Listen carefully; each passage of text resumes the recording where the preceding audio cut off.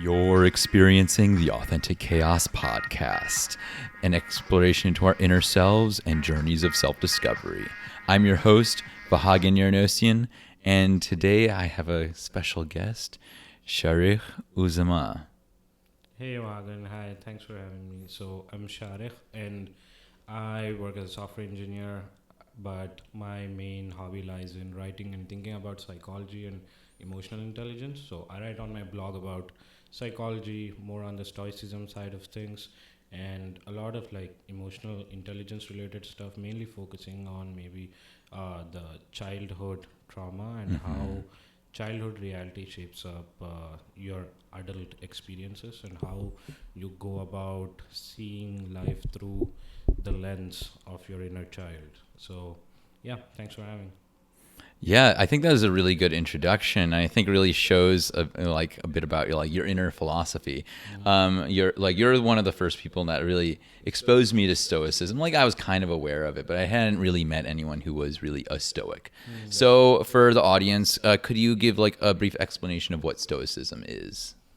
I think, I think, firstly, textbook definition of stoicism and my definition would be a slightly bit different because I tailored it to myself. But a standard definition of a stoic is someone who is very in check with their emotions and someone who has this philosophy where they know what things are in their control, what things are out of their control, and how to not worry about things that are out of their control. So they have this Stoics have this toolbox which they use quite a lot in every, be it Seneca, be it Epictetus, all the great Stoic philosophers. One of the famous ones, be it Marcus Aurelius. The biggest core thing with their philosophy surrounds around self-discipline through controlling your emotional and your egoistic side of your personality. So I think, So I think that's the standard definition of stoicism. And what is the general goal of having adopting a philosophy like Stoicism? So in general, I feel like when it comes to having a philosophy of life, everyone should have one because it helps you develop the lens through which you view your world and process it. I think when it comes to processing the world, when you don't have a certain set of guidelines, you go around just narrating or writing a story that usually does more self harm than self good. So it's like this: whatever stories that happen in your life, if you see it as a cinema and you're the viewer of your childhood past, if you have your narration set in a way that it's always self-harming, which is usually brain does these tricks to make your tiny negative experience to expand it tenfold, so you don't go into that fight mode again. You always Yeah. are safe. Brain does that self-preservation for us humans. Oh yeah. So having a philosophy of life helps you to view this perspective of this experience in through different lenses, through lenses that are much more wiser, have been through it, and time and they through times the advice or the philosophy has stood and been practiced by many other leaders. So that will kind of give you a guidelines of how to use it and also personalize it to your own life. Yeah. I think that's a really beautiful sentiment. And as you can tell, you have many beautiful words. And I want to make sure that the audience can fully hear it. So let's move the mic a little bit closer. So, All right. yeah. Awesome. But I wanted to also talk about, so like having a life philosophy, I fully agree. Like having a life philosophy, like is really crucial to like understanding or like at least having like an internal understanding of why things are or like or like why you should do or what your values should be, right?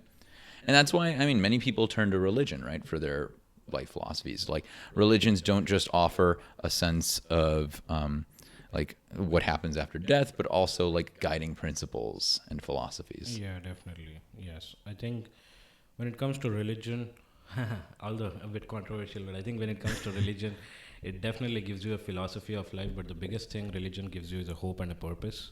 It gives you a hope that okay, if you do good, you're rewarded. If you do bad, you're punished. That's the basic.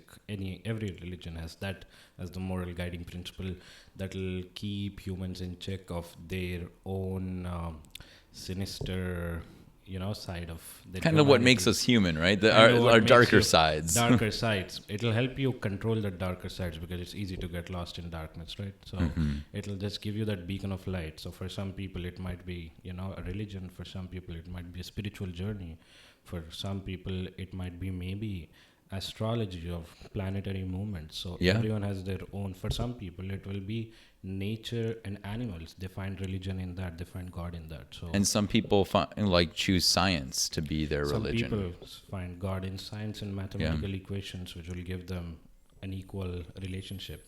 So it depends on how your upbringing was and how your guiding principles are for you Yeah. to decide which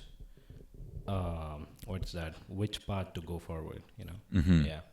Do you feel like stoicism for you is similar in that level as a religion? Does it give you that sense of hope, or is it something else? No, Stoicism is not a religion. Stoicism is a guidelines of principles that are followed by great leaders back in time, but be it Seneca or Marcus Aurelius, one of the greatest emperors. For him to be self-disciplined, it's a guidelines. Religion is much more. How can I say? It's not A, then B, then C, then D. It's not logical. When it comes to religion, there is not a lot of logic implied. There is also a lot of what do I say? Miracles.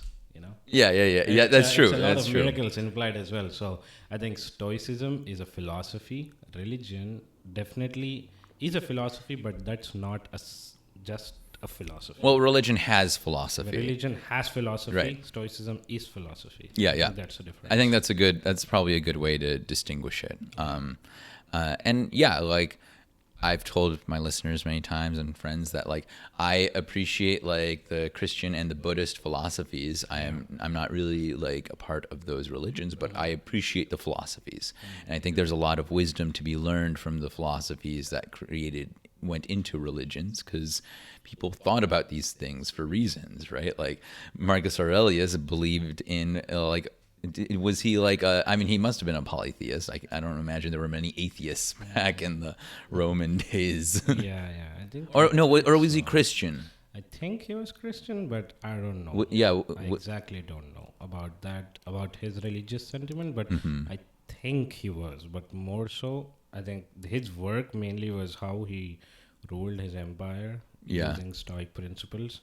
And there's a diary. It's a very famous book as well, Meditations. It's a diary that Marcus Aurelius writes to himself, saying, Marcus, you did this today, don't do this today. He writes his whole meditations every day in the morning. So, Interesting. so there's this very interesting book. If you want a slightly deeper view of how a Stoic usually thinks and how he kind of like how his thought process went into each day or starting each day.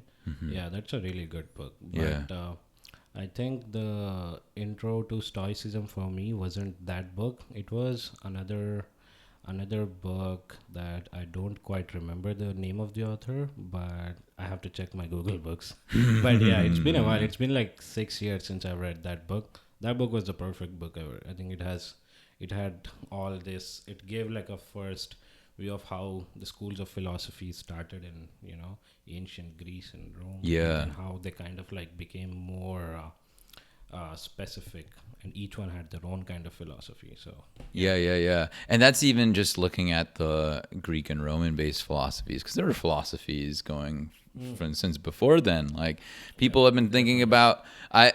So one thing I've been talking to people about is, especially like my girlfriend and I had this conversation about like what makes humans really different from animals. And I think it's this idea of like self-contemplation, being able to, one, be aware of your own death, that your death is coming, and two, trying to then figure out like, okay, then how am I supposed to live life? And a lot of that comes down to philosophy. So I think philosophy is like one of the key cornerstones of like what makes us human. Yeah. I think philosophy, yes, definitely. And also, if we're speaking broader terms, I think it's self-consciousness, as you mentioned, self-consciousness and having emotional intelligence, the ability to empathize. That's what makes you human. Obviously, logic is involved, but But can't other animals empathize? not to the level of humans. There are animals who empathize to that level or who have good emotional intelligence. For Yeah. example, orcas, which are famous in Seattle and state of Washington. Orcas are known for their emotional intelligence and their group mentality. Same Mm-hmm. goes with dolphins. So they're compared to like they are compared to humans, but humans are always at the apex of emotional intelligence because we are more developed in that way. And Yeah. then we compared that with orcas, that orcas have emotional intelligence, they can sense that, they can sense this, but who is the absolute comparator that we are comparing them to is Mm-hmm. humans. So that's That, the that apex. that's true, but you could also argue that it's because it's the humans doing the analysis anyway that like we compare the consciousness to humans because we are the humans doing the comparison, and we Yeah, don't have like another consciousness we to don't base speak off of. orca, so Yeah, yeah. yeah. Maybe if we figured Definitely. out how to speak with the orcas, we could figure out if they're I guess, yeah, that's something I need to see. How to speak orca to see their side of comparison, but yeah.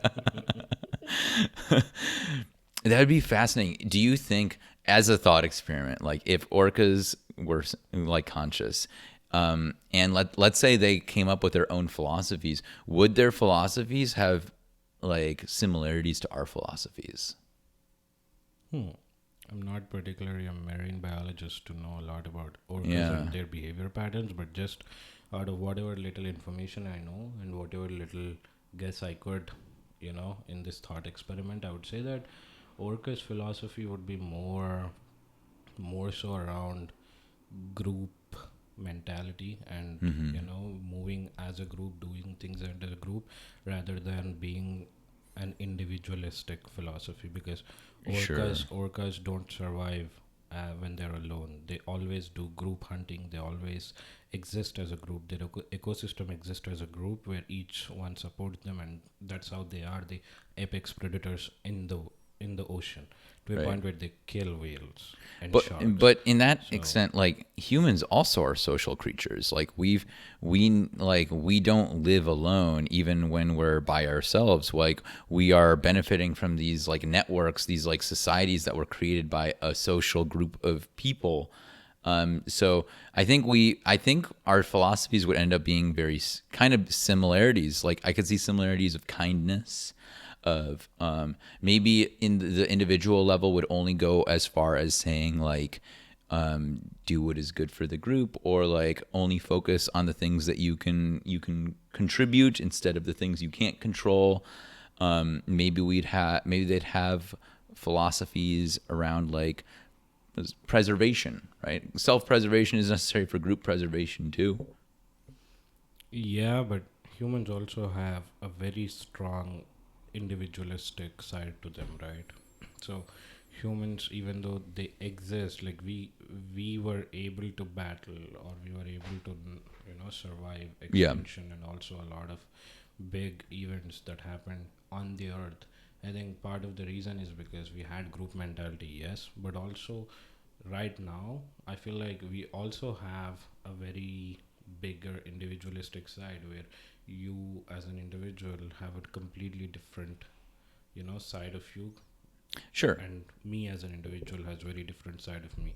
On a whole, yes, group mentality, but also there is much more larger individualistic side I feel we have compared to orcas, but that's what the limited orca experience I have. So yeah. What do you think would make us so much more inherently individualistic than orcas could ever be? What do you think makes us more individualistic? Yeah, is it something like innate as part of being humans, or is it a result of the things that we've established? Like we don't need to worry about a lot of our needs being met, right? Like a lot of our survival needs met. So it gives us a lot more opportunity to focus on more self-actualization if you like follow the Maslow's hierarchy of needs. Whereas orcas, they have to like work together to hunt. Yeah. If they don't hunt, they don't eat. Yeah, I think one of the big things that has hand when it comes to being more individualistic for humans is I feel the way we are equipped with self consciousness Hmm. and the way we have ability to perceive things and write and rewrite ourselves. So it's the ability to quickly learn, adapt, and also it's the ability to have this self consciousness that, okay, I don't like this, okay, I like this, and I don't like what he likes, and that is completely okay. The Yeah. fact that that being a major reason that sets us apart from each other, and that is a good thing. In general, that is a good thing, because that's how, when you are in a group, everyone has their own stuff to bring in. Right. It's not like everyone has the same powers. I, Everyone don't- I has mean, their I own don't think it has to. I don't superpowers. think we have to call it a good or a bad thing. It's just it is how it is the way it is. It is the reality we live in, and it should be embraced because it is the reality we live in. Yeah, but it is a good thing, right? But good in what sense? In my sense, I guess. That's how. Yeah, I so like as part of my personal philosophies, I think that like using judgment words like good and bad like adds a lot of like it's important to put into context what it is in reference to, because like it's always in reference to some perceptive filter, Okay, some like judgment. that. Okay, yeah, good in the sense of survivability. Yeah, yeah, Good in the sense of having better things or stronger group mentality. When everyone is different, it's everyone brings certain skills to the table, and as a group you have better chance of surviving, rather than you having multiple clones of yourself making multiple mistakes that you make. that's true. Yeah, yeah, So that's true. compounding mistakes, rather Yeah. than someone having different set and be like, hey, that's not how it is, let me show you. Yeah, it's almost like I like that analogy because it's almost like this push for our minds to become and like have more capacity for individualism and individual expression has allows our species to uh like play all the slot machines, right? Like try to figure out like it's like our response to an uncertain world in which the species has to evolve in, and instead of trying to do figure out what the right thing to do is, because it's really hard to figure out what the right thing to do is, right? There's so many external factors, like weather could change, like the food that you're relying on can change. So instead of figuring out the right way to build a society, everyone tries what they think is the right way. Some succeed, some fail, but in the aggregate, the species, the society comes out stronger because we're all trying different things and like experimenting in our own ways. Yeah, I think I can agree with you on that. That is actually something that I think, as a society, to survive, like, you have this own individualistic skills, but also you come together as a group, and that's how start to make sense of world around you. Now, what is Yeah. right, what is wrong, I think that depends from in which group you are in. That's right and wrong. As you said, right and wrong is a very big ethical philosophical Oh topic yeah. that goes on forever to justify what is right. In a mind of a psychopath, what he did is right, but in a Yeah. mind of someone else, is going, what the hell, you know? And even in the way that it's written, it can be written in ways to make something Right seem is right. wrong, and wrong Yeah. is right. Like I've been reading a lot about American history, and specifically around like American, like the expansion of the American empire. Like Depends on who writes it, man. right. Like look at Hawaii, right? Like everyone, because it's a state, it's assumed like, oh, it's just like any other state. But it has this like rich history that is kind of actually a story of America, of like of like completely eliminating the rich history that came before and like putting like white Puritans there. Yeah. And like because it's written, we view it from inside of the empire, inside of the US, and being like, oh, it's in the US. Like it's easy for especially like us white people to like forget about like that. Some of the ways that Hawaii became a state were definitely not legal, like definitely very unethical. But in the context, in the way that history is written or that we're taught history, it's like it's fine. They just decided to be a state. Yeah, it depends on who the history, who was the writer of the Yeah, history. history is full of atrocities, Yeah, and history but is brutal. history is full of atrocities and triumphs, and like it's important to like evaluate all of them, and that's why like I love history, because there's so much to learn from the past. Yeah, yeah. I think that's where you can say, knowledge is power kind of thing that comes into, is because how you record history and how the history was recorded for next generation to not do the mistakes that are already done in the past. Mm-hmm. But the thing is, a lot of people try to rewrite the history or try to portray history in a different way, Yeah. and that will kind of lead to people manipulating other people, right? So when it comes to right and wrong, coming back to that topic, I feel like it's very very specific, and the only way to analyze what is right, what is wrong, is to have two things. First is, do I feel this is right, do I feel this is wrong, as per what I was taught from a kid, you know. Mm-hmm. First thing is that. Next thing, let's say, unfortunately some ex person, god forbid, was raised by murderers and was taught that murdering is right. Yeah. But then the second thing that would help you when everyone says no, that's wrong, is to see what a group perspective, that the society that you live in, considers right and considers wrong. Murdering is wrong is a sentiment that's shared by a complete country. So yes, it Mm-hmm. should be wrong. And Yeah, I that's think how most of the world kind of accepts most that. of the world, not just a country, I feel like most of the Yeah. world kind of think murdering is wrong, and that's how you kind of like, navigate your way through right and wrong. I mean, murdering someone, obviously, that's a very broad, very accepted narrative. Yeah. But something That's a as little, simple yeah, as less less ambiguity. ambiguous as, maybe saying something to another person in a specific way, the way you say it is right Sure. or the way you say it is wrong. A lot of it is also cultural. You see, there are cultural Mm-hmm. nuances, especially. So I'm Indian, so for us to be very open about, oh hey, how much are you paid, it's a very common thing, we discuss Yeah. everything. But that thing, if I ask to my friends who are not from my own culture, they're like, wait, what the hell? Yeah, they'd be like, red flag. This is Wait, weird. why do you want to know that? How could you ask me that? And those are, see, those are Yeah. like those tiny nuances of cultural differences, where right and wrong shifts from where you are, how you were raised, and how things are being done in what country you are in. Yeah. So, So maybe like right and wrong, because like, you mentioned like it's so ambiguous. There are very few clear cut state places where there is a right and a wrong, like a 100% right or a 100% wrong, right? So in that case, what is it useful to even consider? Like, why do we even label things right versus wrong? Why not try to see more of the nuance? because world doesn't work on nuances, or world doesn't work in gray, right? I mean, a lot of it, yes, but when it comes to decision making, there should always be a way to make decisions in what is right and what is wrong, or what is majorly right and what is majorly wrong. Mm-hmm. If you operate on a mental model where everything is a maybe, there is no specific decision being made. Let's say you have to probably cut few jobs, Right. from But your side it's right for the company, being the yeah. CEO. But from the side of people who are actually, who are working over there, from their side they're like, wait, we've given so much to the company, how can you cut these jobs? Yeah. So from where you are at and what decisions need to be made, I mean, world works in that way where one person's loss is inherently another person's gain.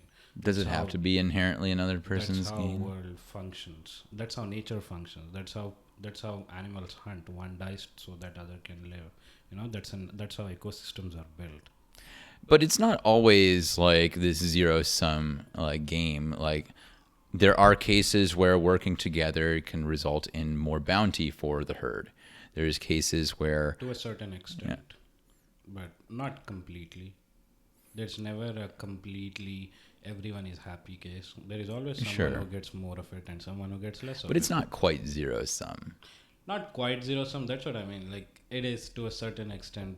If you view it in a more specific cases, like losing a job and gaining a job, gaining extra income for company to spend on another certain project, Mm-hmm. for example, that's a one gains, one loses.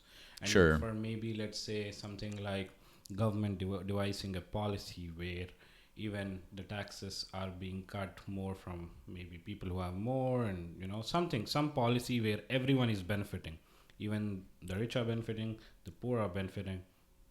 Maybe that's on a general, everyone's a win. There are very few situations, I feel personally, and this is not an obvious fact that I'm stating, but personally I feel there are few situations where there is a win-win for everyone, and to come to that win-win for everyone, I think even in then I feel like someone is losing behind the scenes to get a win-win for everyone. There is never someone who's everyone is winning. Someone has to sacrifice so the others can reap the benefit. It's always But that. sometimes, but like, I guess what I mean by zero sum is that sometimes the winners outweigh the losers, and sometimes the losers outweigh the winners.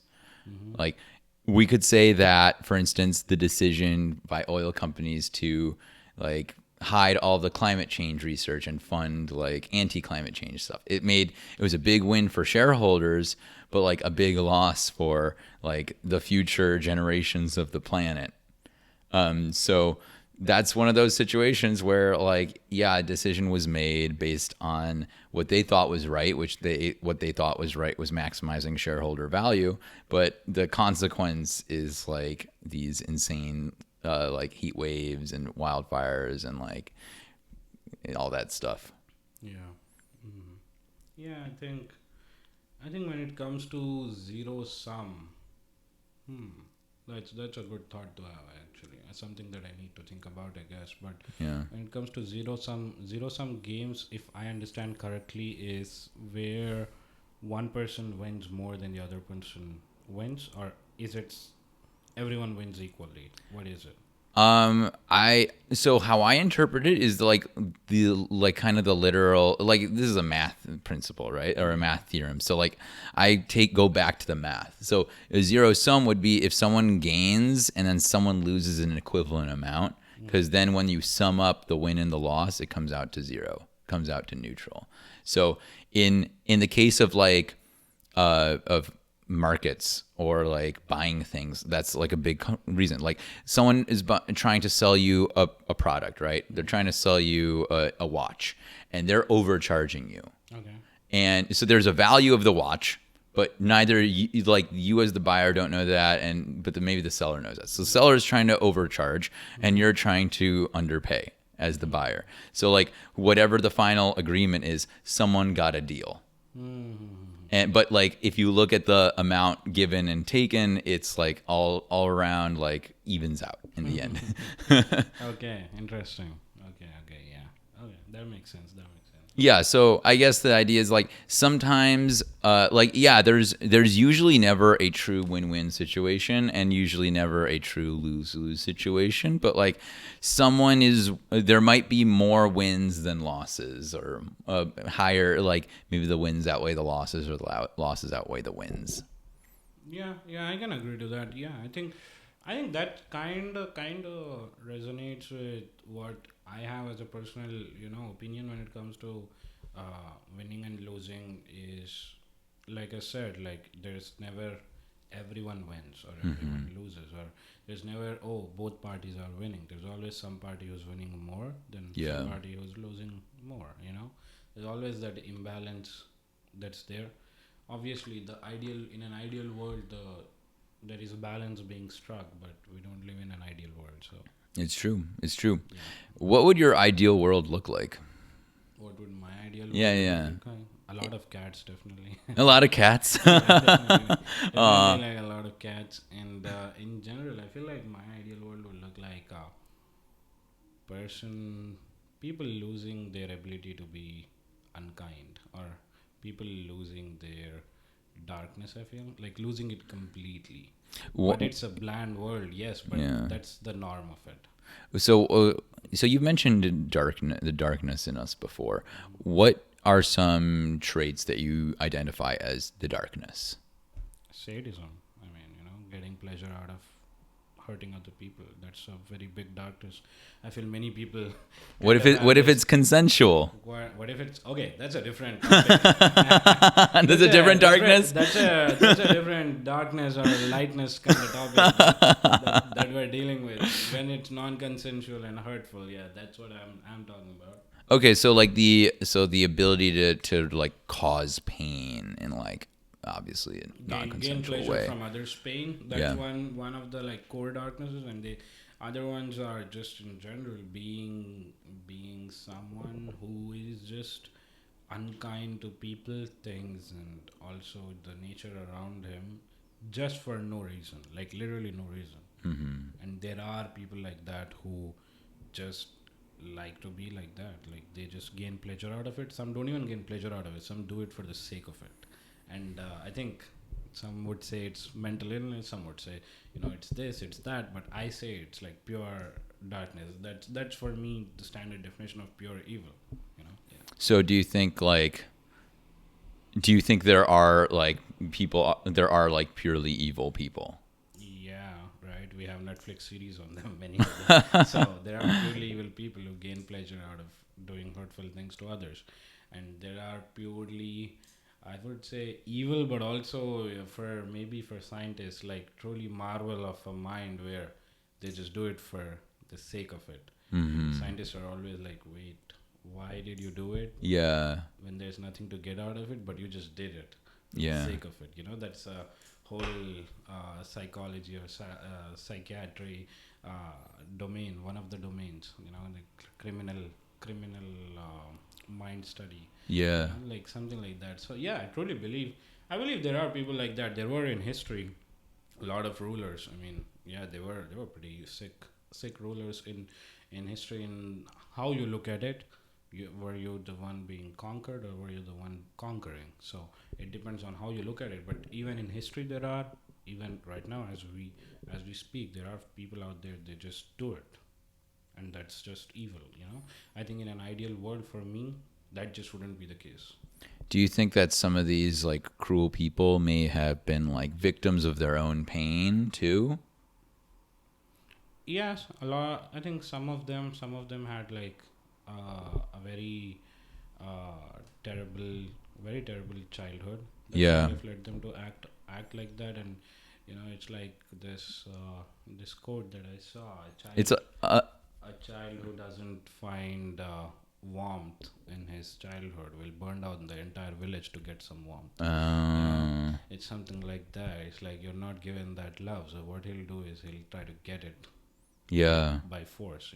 Some people have that. Some people have perfectly normal, amazing, family, friends, everything's going good, but still they are like that. But why they are like that, I mean, that's just, I guess, I don't have an answer for that. They're just evil.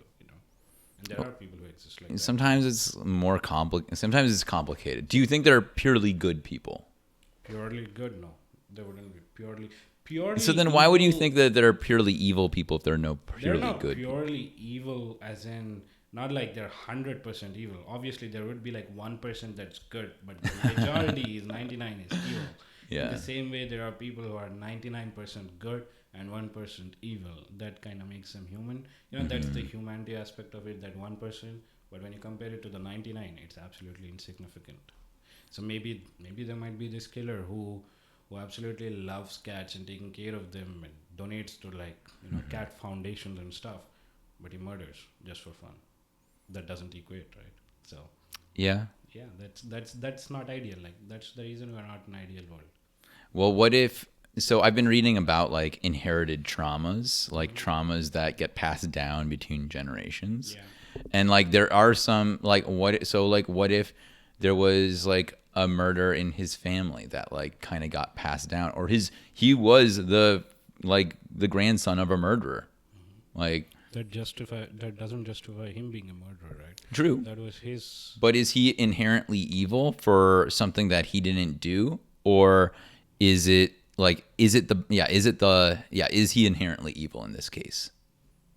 If he acts on it, he is. If he doesn't act on it, he isn't. It's as simple as that. It's the acts of service. It's not where you're born. It's how you choose to be raised. That matters, right? Yeah. It's not like you probably born in a family of murderers, but you turn out to be a saint.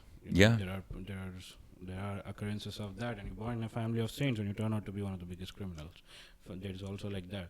It's how you choose your path as you grow is what makes you either evil or not evil. It's not where you're born that makes you evil or not evil. Maybe it makes you more susceptible to being good or being bad. Right. But ultimately, it's your choice to choose which path. It's your own individualistic choice that kind of shapes up what path you'll go down in your life. Nothing is just because. Yeah. Do you believe in redemption? What do you mean by redemption? Like, let's say someone who had traumas growing up and like maybe committed some crimes, maybe hurt people, Okay. but like later in their life decided that they didn't want to do that anymore and like tried to heal. Do they try to stop? Not Yeah, heal. yeah, Do they yeah, try yeah. to stop? Like that's part of the two, That's the obviously. main They're important not thing. gonna like go to therapy and Yeah, still and you're murder like, okay, people. I'm healed now. Although The next thing is therapist. I guess that's kind of the whole plot of The Sopranos. He goes to therapy and still like That's the reason I asked you the question. Yeah, does yeah. does he stop killing people after healing? yeah, let's say he does. He does. Then yeah. I think then yes, they deserve. They do. Everyone does deserve that chance if they are genuinely healing and genuinely not doing. But how do you know that? See, that's where gray area comes. That's where people who think giving a second chance and not giving a second chance comes in. Where the biggest question is, how do you know he won't do it again? That's the question everyone wonders and everyone's are scared of. Like, okay, yes, I want to take a chance, but it's a very big chance that I'm taking. What if Yeah. he does it again? Well, how do you know that like the people around you aren't going to murder you just randomly one day? Like, what if someone snaps? Social proof, right? So if he's done again, the probability of him doing it again is kind of higher than for people who haven't murdered anyone yet. Well, but there are plenty of examples of people who in the U.S. who like murder people and didn't really have a record of it. Like there are tons of like gun violence cases of like Yeah, I'm talking about like in sense of redemption sense, you know, Yeah, like yeah. trusting person. Obviously, you wouldn't know. I mean, I would just be. but probably hanging but that's the out. point. Like trust is the point, and like Yeah, definitely. It's the trust. It's the trust, and it's the previous proof that you have. Right. Obviously, you wouldn't know what's going on in someone's head, but it's the trust that okay, he isn't crazy enough to, you know. and yeah, it's the trust in the person. Like if someone random came up to you on the street and said, "Hey, I haven't murdered anyone in 10 years. You want to take a chance?" You'd probably be like rightly be like, "No, I'm getting out of here." But if like a good friend of yours was like, "Hey, I've got to admit something. Like I did some really bad stuff when I was young. I was an arsonist or whatever." And like I've like gone like I've grown from that and my therapist is telling me I should tell people about it. There's nothing to worry about. You'd probably trust them that they're being honest, that they have changed, right? Yeah, because there is a relationship formed. In the first Yeah. case, I don't know the stranger, Right. so I don't know enough about him to trust his story. For in second case, I know this person. He's a great friend of mine, and he said that he admitted that Right. it's something that I've done, and I was told to say that this is not gonna happen. The probability of me trusting him is more because he's my friend. It's the connection that I have with him rather than with someone strange. Yeah, and yeah, and it's like ultimately there's no objective like there's no objective trust level, right? Because it's all from your perspective. You trust your friend because you know them. You don't trust the stranger because you don't know them. But like if they're both being honest, like whether or not they're both being honest isn't the big thing. It's your relationship. Yeah, definitely. I mean, what goes on in other person's head, you could only guess, right? You could Yeah. only guess others' behaviors. You could only take control of and also act on what your thought is. So Yeah, it's the trust. Is the trust in the social contract. yeah, so if you're trusting that other person, then yes, definitely. If not, then no.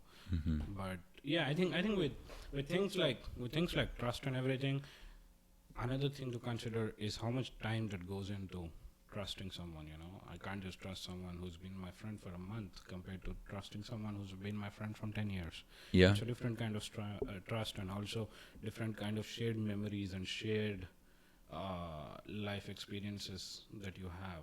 Another thing when it comes to trust, I feel, is what side of personality you choose to show that person. You know, Oh, there are okay. layers of personality. Yeah. There are layers in onions. So Yeah. which layer is this person has experienced of you is directly proportional to how much trust you have with that person. Yeah. That's what I think. Yeah. That's cool, and that's interesting because like on my last episode we chatted about like how we the us that we show the world and the us that's inside. So you talked about layers. Do you feel like you have layers that you show? Yeah, I mean, yeah, I do. Yes, I'm human, so yes, What there are are what are layers. some of the layers and like if you gave them like high level like descriptions? Well, obviously, there's the outer layer, which I'm gonna talk to anyone. Maybe people who don't know me know that. That's it. Hmm. Like they don't know anything else. And there is another layer would come to how I think. Then the Hmm. other layer would come to how my patterns of thinking are. How you think maybe instantaneous of A, B, C, D, like decision A, decision B. But then as you build more trust, you'll see that okay, there's a pattern of him choosing decision A. There's a pattern of him choosing decision B. And then there is patterned ways that you know that this person falls in this pattern. And then once you go towards that pattern, the third layer would be why is this pattern there, giving the reason for other person to know what's the why behind this pattern. And the fourth thing would be okay, how was this pattern formed? That's when you're going into the inner childhood of that person, Right, and that's right. what you choose to share with someone who's very intimate, someone who's very close to you, and someone who you can trust enough that they're not gonna take advantage of your patterns, the why behind it and the how behind it. Yeah. And that's your reality, right? That's cool. So you've got more of this continuum. Because like before, like in our last episode, we were talking about how the inner and the outer are like kind of distinct. They're like separated. But like you have this whole like it is like core of an onion, or like yeah, you get deeper and deeper, and each one adds to the Sharik that they knew before, right? Yeah, yeah. Which is really cool. Do you feel like so and I like how you describe that, like kind of understanding the patterns of your thinking, because like that's why I refer to my this process as like understanding your authentic chaos, because on the outside when people just see your actions and hear your words, sometimes they'll be like, I don't understand where that came from. It sounds like random. Like, where did this thought come from? Or where did this like thing you did come from? But like as you explain your thought patterns, you explain that this wasn't actually randomness. It's just this chaos on the outside, but there's actually something there under it, and that's me. Yeah, That's yeah. you. Yeah, I think giving the reasons of why you are you is kind of like one of the hidden layer that you wouldn't tell just randomly to someone who you just met, right? Yeah. Takes time. But why not? And how why not is because you're vulnerable. Everyone is vulnerable. Yeah. Everyone is self-preserving. Everyone doesn't want to be exposed too quick. They don't know what the other person is capable of doing with that. Some people might some people might do something as simple as just joke about it, and Yeah. you hate it. You Yeah. hate that jokes. And some people might just fool around with that, or some people might actually plan something to kind of harm you. You just never know. So it's all of these, and I think the why of not sharing depends on how you were treated or mistreated when you shared it with the random person. Oh, sure. That That's history, probably that memory, that mind tells you that okay, don't share quick, because when you did it last time with that ex person was capable of doing Y. yeah. So don't do that again.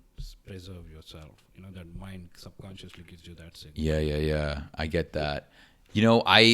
I used to be like that. I used to not want to share things with people.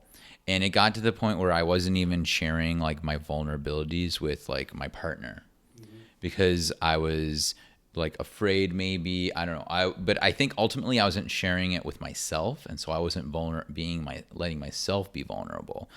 And then a couple years ago, I took an intention to be more open-hearted, to like kind of be more vulnerable with the world and like express who I am to anyone, like showing my heart and like taking that risk of getting stabbed.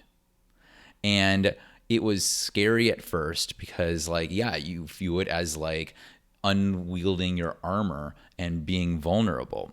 But I've found that most people are good. Most people don't want to hurt you. And as I've expressed myself to more and more people, I've become stronger I've turned my vulnerabilities into strengths. Like it is now something that I cherish. I hold as like a banner showing who I am. And I share that love with everyone who is willing to accept it. And I found that it's helped me build more like deeper relationships with friends and like learn people on new levels. Yeah, yeah, I agree. I agree with most of that. The only thing that I would say in my case would be is to be answering this one question, which is okay, how much do I trust him to show him this vulnerability? Mm-hmm. It's how much Oh do I yeah. trust him to not misuse it, and how much of misuse am I able to tolerate? Yeah. It's knowing the lengths of misuse that I can personally handle without affecting my mental health, that I'm willing to be vulnerable. So for me, it's more like choosing to be vulnerable is not, the thing. It's choosing who to be vulnerable, and also choosing how much vulnerability that you share is going to benefit me personally. There are a few parts of everyone that, even though how much ever they want to share, there are some scars that are much more deeper, and that Oh need yes. that Oh need like yes. a different kind of healing journey on its own to be Oh, done for with it, and sure. some Yeah. kind of haunt you till your grave. So it's what kind of healing would I get when I shared this? And obviously you would know it by sharing it. So let's say I share Yeah. something like, hey, I'm afraid of this or darkness or this. How is the other person reacting to that information? Is he helping me with that? Is he helping me with the fear, or is he at least just taking it in and just listening to me? Not just, it's not necessary to help. It's always necessary to even just listen. Right. Are they just listening to it, or are they using it to turn off the lights and make me more scared? So it's understanding what level the other person is, how mature the other person is to understand you, and how much Yeah. does the other person know to act on it, is something that I carefully what's it think about when choosing to be vulnerable. It's always, for me, it's always step one, step two, step three. It's Yeah. never like I'm gonna go full all in, all out. Yeah. You know, something that I learned that maybe will help you feel like more willing to be vulnerable is, so initially when I was starting my journey of trying to be open-hearted, before that, I was even just telling people, like people would ask like, "Oh, why did you break up with your ex?" And I'd ask them, "Do you want to know the real reason?" And so then like when they'd say yes, I'd be like, I would give them the real reason and like the authentic reason, and that would require me to be very vulnerable. People would get kind of uncomfortable with that, especially around issues that cause relationships to end. People, especially people in relationships, can get very insecure about that. So they didn't know what to say, and they're like, "Oh shit, sorry that happened." But then as I was explaining it more and talking to more people and not really getting much from the outside, but I was still feeling really good talking about it, that I realized that it's not important to expose your vulnerabilities to others as much as it is to really embrace them for yourself. And like not just your vulnerabilities, but like, and maybe not think of your vulnerabilities as like monsters that you have to vanquish, but like a shadow of you. Like the when light hits you, the light side of you is your strengths and the things you like about you, and the shadow is the things you don't like, the things that like maybe caused issues, the fears, the insecurities. But those shadows can change based on your perspective. They don't have to be scary monsters. They can just be a part of you without controlling you. Hmm. Yeah, I don't think for me personally, it's being afraid to be vulnerable or having a problem to be vulnerable. It's for me, it's personally choosing who to be vulnerable with. Yeah.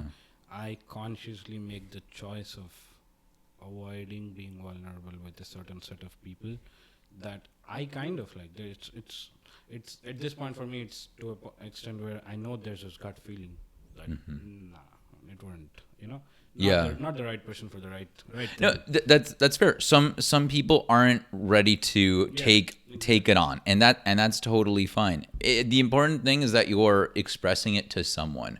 Yep. You don't have to express it to everyone, and I'm not saying that you should be vulnerable with every single person out there in the whole world. Everyone has a different journey in how they find their vulnerability, and you are finding it and you are embracing it, and that's a beautiful thing. And I think maybe that's more approachable for some of our listeners. Like maybe find some people close to you and share something about you that like maybe you didn't share before. I think that's very important. The main reason for that is as you keep building up, it just builds up more and more and more and more to a point where you'll have this one point where it's like burst, like everything comes Right. out of something would trigger you that will make you either to burst in like anger or out of sadness, out of very emotional outburst that happens with when you keep bottling up stuff to a point where it's just filling the brim. I think having an outlet really helps. First thing is having someone, and if you do not have someone, the next best thing is to having an artistic way of letting it out. For me, it's writing, Yeah. documenting. For some people, it's maybe voice recording themselves and talking to themselves. For some others, it's just making a video out of it and just keeping it as a memory and watching it 2 months back when shit's good, and you're like, oh shit, I went through that, huh? So it depends on what your medium of how you process the emotion is, but important part is processing it. How you process it is something that you need to experiment and see what's good for you and what's making you feel good as you process the emotion and as you tell about it to other people. Maybe you are the person who would feel extremely uncomfortable even though it's like one of the closest friends ever, but you just are extremely uncomfortable, and that's okay. Maybe you find peace and solace in just talking to yourself about it in front of a mirror. So everyone has their own personal choices of how they expose it, but the important part is doing it and figuring it out quick and failing quick with it. Because if you fail slow, that is, you take more time to fail, there's a lot of stuff that has already been built up, or come to a brim where you just don't have the certain right mental model to how to go about it. It's Yeah. failing quickly with that method that's very important. And just trying, just like see how it feels. I think like you said, the awareness is so important. Like, how do you feel when you're bottling it up? How do you feel when you express it to someone? How do you feel when you express it to different people? Maybe expressing it to someone close to do two different people feels differently, and maybe that means that one person is more receptive of hearing some of these issues, and that's fine. This is all important to take into account. It's important to really reflect on how you're feeling throughout this process. Yeah, definitely. Yes. And I like what you said about like using your creativity as an outlet too, because I do that. This podcast is a big part of that. And I've actually had a case where a couple of weeks ago I was going through a particularly rough patch personally, and where I was starting to really doubt myself and lose trust for myself. And what really helped me was listening to some of my episodes in the past, some of my conversations I had, and hearing the advice I gave in a more like sober state of mind, or a more average Vahagan state of mind, and a different state of mind. Hearing past Vahagan, I was able to gain some like perspective, and that helped me get out of the rut that I was in. Yeah, yes. I think it's the same for me. The only thing difference is for me I have like three main of them.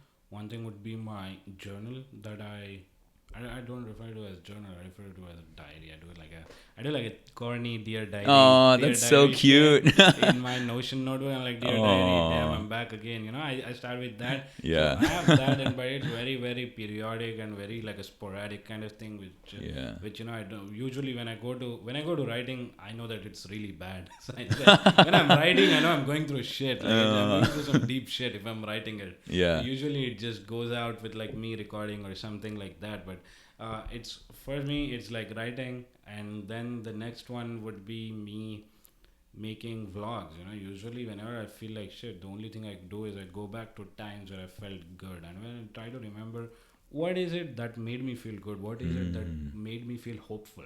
And I feel like the opposite of happiness is not sadness, it's hopelessness. Hopelessness is something. Ooh, I like that. Yeah, hopelessness is something that's very, very scary, that I'm like always keeping myself in check, that am I sad or am I hopeless? It's a different thing.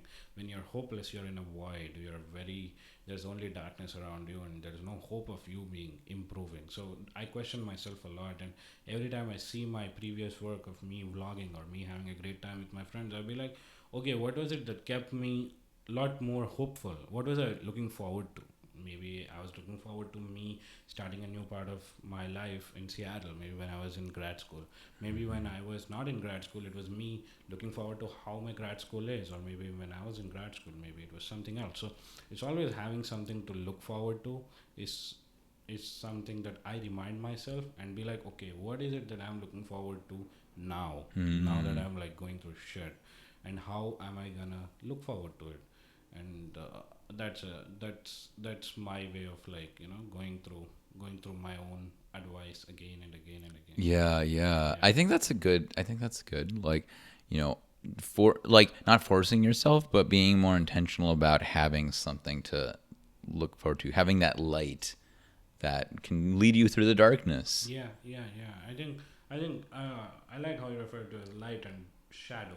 The shadow is a concept that was by Carl Jung. He wrote a lot about it. It's like everyone has this shadow side of it that they go above and beyond, which is like to hide it, and also which is like a subconscious thing that they don't realize it's their own shadows that are there. When you Oh yeah. bring shadows to light, that's when you're bringing the path towards healing, right? Yeah. So yeah, so mostly it's just you having a way to document your own story. A lot of times when documentation, like if you think about it, like even like with your childhood memories, a lot of your childhood memories, there are like specific events where there was an emotional surge, or where there was like a surge of emotion. Maybe it was a very happy moment when you visited your grandma, or it was a very sad moment when you were bullied for the first time. Those are the experiences you never forget. And those experiences are even more powerful because sometimes there is a physical response There's a too. physical response. There's literally, Yeah. there's literally like you start heating up. Maybe your ears kind of get red. When you Right, think about right. it. Or when you, like for me, whenever I was trying to get vulnerable, I would feel like a pain in my gut, like I was just punched. A lot of people feel pain in their gut, so it's like a physical response as well. So there are like emotional surges that happen whenever you're going through something that involves a lot of you being vulnerable. And there are in that, what happens is there are also few events that you in that time think that, oh yeah, this is pretty normal. Being happy, yeah, this is happiness, this is pretty normal. And you don't document them. When you don't document Yeah. them, when you really need it, all you have is like emotional surges of you going through shit and not Yeah, having maybe you any just have happy some memory. photos, or Yeah. like if you're lucky. Yeah, if you're lucky, maybe you have some photos or you have some videos that you see yourself being happy. In that moment, it felt normal, but right now, in what mental state you are, that might be something that you would desperately want to get back to and would think, okay, why was I happy then? Why am I happy not now? And Yeah. that one why will lead to a chain of whys which compounds and goes to the core reason of why you're not happy. Yeah. Yeah. So like reflecting back on what you said about like, I love the idea that the opposite of happiness is hopelessness. Because like, so I prescribe to the Buddhist philosophy on happiness, that happiness is the only choice that we can make. That, and because of that, happiness is a choice. I mean, it's not like, oh, nothing bad ever happens, but it's like, no matter what happens, I'm going to do my thing. I'm going to be me. I'm going to keep going. You're going to have that hope. Yeah. The having that hope is the key thing to, I think, going forward as you go through life and as you go through experiences that are gonna maybe slow you down a bit. And Yeah. having hope really helps you to again be like, okay, even though I'm slowed down right now, what am I looking forward to, or what is it that is making me do all of this? What is the end goal of it? That hope, like you always channeling that hope. And and slowly, maybe some days when shit is going way too wrong, maybe someday it's just hope of going out and taking a walk. Maybe that's the only thing that you're looking forward to, and being okay with looking forward to that tiny simple pleasure in your life. Maybe one day it's one of the biggest pleasures of your life. So Yeah. it's having that mentality or cultivating that mentality of being hopeful that will help you a lot, or Yeah. that has personally helped me a lot usually. And I think that's really powerful. And going back to some of our very first conversations on this episode, like why should people, like what is the point of a life philosophy? I think it's to help you find that hope. Yeah, that's a nice conclusion. How we came full circle to that. From orcas and being in a thought experiment with them. I think having a life philosophy ultimately gives you hope. Hope towards being better. Hope towards being much more vulnerable. Hope towards being or looking forward to what pleasures, be it simpler according to in what state of mind you are, simpler or complex, what pleasures that you are looking forward to. Yeah, that's the thing. That's a beautiful way to conclude. But since we're about an hour in, do you have any final thoughts you'd like to say, or was that it? Because that was also beautiful. I think final thoughts. I think final thought. I think I would really like to stress on the point that you having a channel to have an outlet. I feel a lot of people when I see them, a lot of them have a lot of built up, just pent up energy, be it aggression. It comes out in different ways, be it through aggression, sadness, or too much excitedness where you feel like, okay, what's going on with him? Why is he Yeah. so excited about Like a little puppy. yeah, why is he so excited about just getting a cup of coffee? Wait, what is something wrong? So you having a mental model of how you're gonna process your emotions. You have to be very very quick to fail with it, and find your own ways with it and experiment. Yeah. Experiment, read what other people have said on the matter, like read different various philosophies, and I think you'll find a philosophy growing within you Yeah. once you do that. Yes, definitely. Yeah. Well, thank you so much, Sharik, for joining. This was a lot of fun. Yeah, thanks so much for having me. We were planning to do this from a while, And we finally did it. We did it. And I would love and I would definitely love to have you on again. We always, even off screen, we have like plenty of philosophical conversations. It's a lot of We fun. go on like lunches and dinners and just talk about philosophy. And Yeah, stuff, yeah. Good food, so Yeah. And I hope you enjoyed as well, listeners. So thank you for experiencing it with us. If you're watching on YouTube or Spotify, make sure to like and share and subscribe. Make sure to follow our Instagram channel, authentic.chaos, link here. And as always, embrace your chaos with kindness.